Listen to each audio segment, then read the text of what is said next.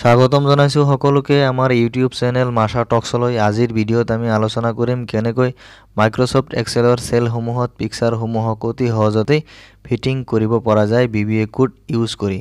এই VBA কোডটোক picture fit বা fit picture বুলি কোৱা হয়। এই VBA কোডটো কেনেকৈ লিখিব লাগে, কেনেকৈ ইয়াক ব্যৱহাৰ কৰিব লাগে, এই বিষয়ে আমি আজিৰ ভিডিঅ'ত আলোচনা কৰিম। আপোনালোকে চাব পাৰিছে প্ৰথমতে আমি এটা ইমেজ সিলেক্ট কৰিছো আৰু লগে এই বুটামটোত টিপি দিয়াৰ লগে চেলসমূহত ফটোবিলাক ফিটিং হৈ গৈছে। তো আসলতে এই বুটামটো কেনেকৈ ক্ৰিয়েট কৰিব লাগে বা তাত কেনেকুৱা ধৰণৰ কোড এছাইন কৰিব লাগে, এই বিষয়ে আমি আজিৰ ভিডিঅ'টোত আলোচনা কৰিম। গতিকে সকলোৱে ভিডিঅ'টো মনোযোগ দি চাব। এতিয়া বেলেগ এখন শীটত গৈ গোটেই প্ৰক্ৰিয়াটো আমি প্ৰথমৰ পৰা আৰম্ভ কৰিম আৰু কেনেকৈ এই বুটামটো ক্ৰিয়েট কৰিব লাগে এই বিষয়ে আলোচনা কৰিম।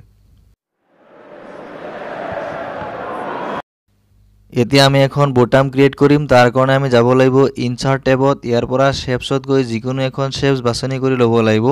আমি বৰ্তমান ৰেক্টেংগুল শেপটো বাছনি কৰি লৈছো। তাৰ পিছত ইয়াক আমি সুবিধাজনক ঠাইত ইনচাৰ্ট কৰি দিম আৰু তাৰ পিছত ষ্টাইলত গৈ শেপছ ষ্টাইলত গৈ ইয়াক আমি অলপ ডিজাইন কৰিম।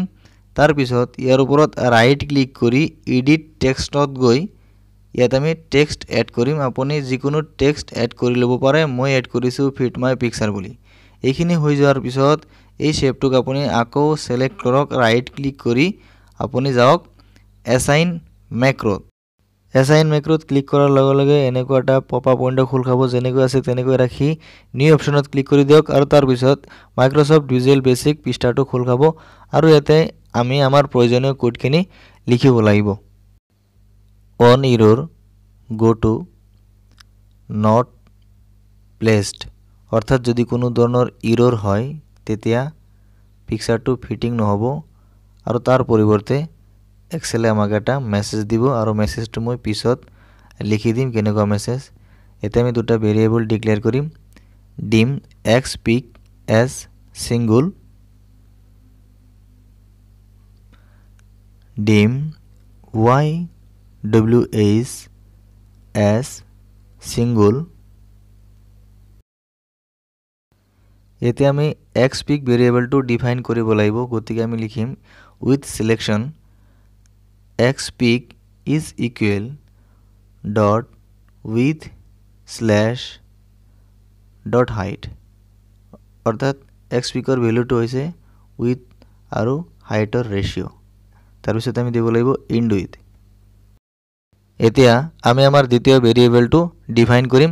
গতিকে আমি লিখিম with selection dot top left cell। এতে টপ লেফট সেলে এটো বুজাইছে যেটো সেলত আমি ফটোটো বহুৱাম হেতু সেলৰ একেবাৰে ওপৰৰ বাওফালৰ পৰা ফটোটো এডজাস্ট হৈ আহিব। এতে yws is equal dot width slash dot row height, অৰ্থাৎ yws ৰ যেটো ভেৰিয়েবল yws এই ভেৰিয়েবলটো width আৰু row height ৰ ৰেশিওৰ সমান। তাৰ পিছত আমি দিম end with।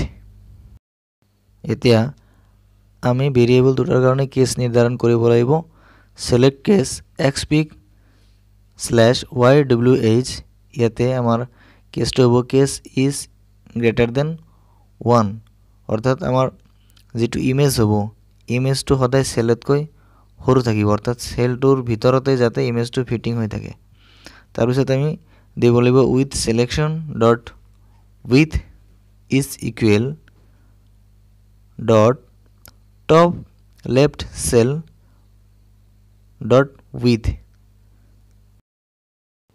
dot height is equal dot width divided by xpic, তাৰ পিছত এন্টাৰ কি end with। case else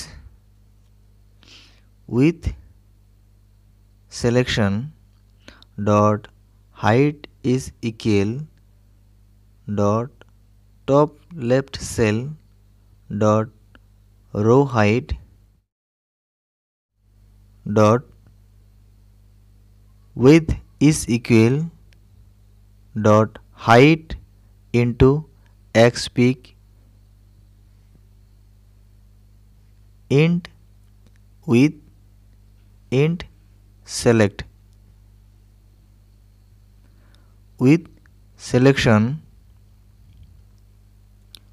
dot top is equal dot top left cell dot top dot left is equal dot top left cell dot left.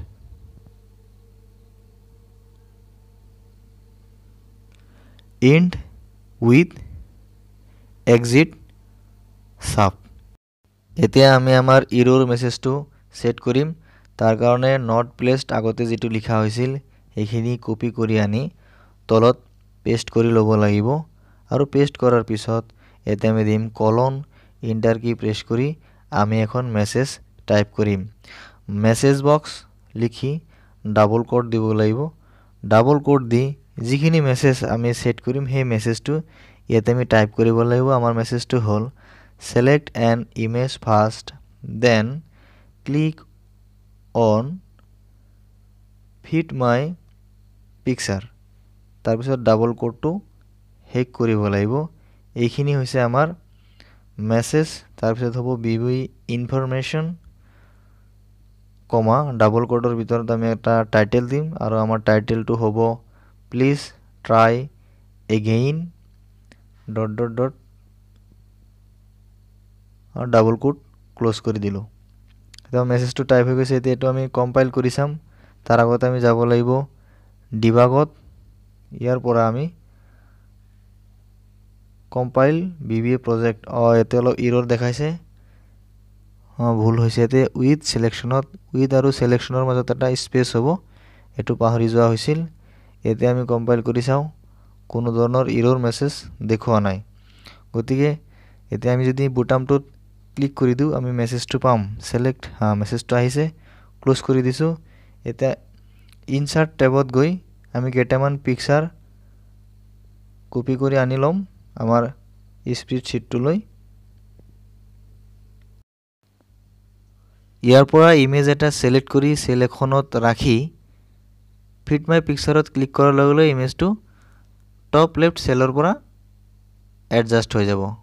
সক adjust হৈ আছে। Click কৰাৰ লগে লগে adjust হৈ যায়। তে পিকচাৰটা আমি অলপ ৰিসাইজ কৰি দিছো অলপ ডাঙৰ কৰি দিছো সেলতকৈ। তাৰ পিছত ফটোটো আমি সেলত ৰাখিম। ফিট মাই পিকচাৰত ক্লিক কৰাৰ লগে লগে সক আপুনি ফটোটো সেলৰ লগত এডজাস্ট হৈ গৈছে। এটা সৰু কৰি দিছো। তে সৰু কৰাৰ পিছতো যদি ফটোটো আমি লৈ যাও তথাপি সেলৰ লগত এডজাস্ট হৈ যায় আৰু সদায় টপ লেফট সেলৰ পৰা এডজাস্ট হয়। কাৰণটো হ'ল আমাৰ বিবিএ কোডত এই বস্তুটো টপ লেফট সেলৰ পৰা মানে দিয়া হৈছে যাৰ কাৰণে এনেকুৱা হয়। সক এটা সৰু সেলতো এই ফটোটো এডজাস্ট হৈ আছে। ভিডিও চোৱাৰ কাৰণে ধন্যবাদ আৰু আগলৈ এনেকুৱা ধৰণৰ ভিডিও পাবৰ কাৰণে আমাৰ হৈতে যুক্ত হৈ থাকিব আৰু বন্ধু বান্ধৱী সকলৰ হৈতে ভিডিওটো শেয়াৰ কৰিবলৈ নাপাহৰিব। লগতে আমাৰ চেনেলটো যিসকলে এতিয়ালৈকে সাবস্ক্ৰাইব কৰা নাই অনুগ্ৰহ কৰি সাবস্ক্ৰাইব কৰি ল'ব।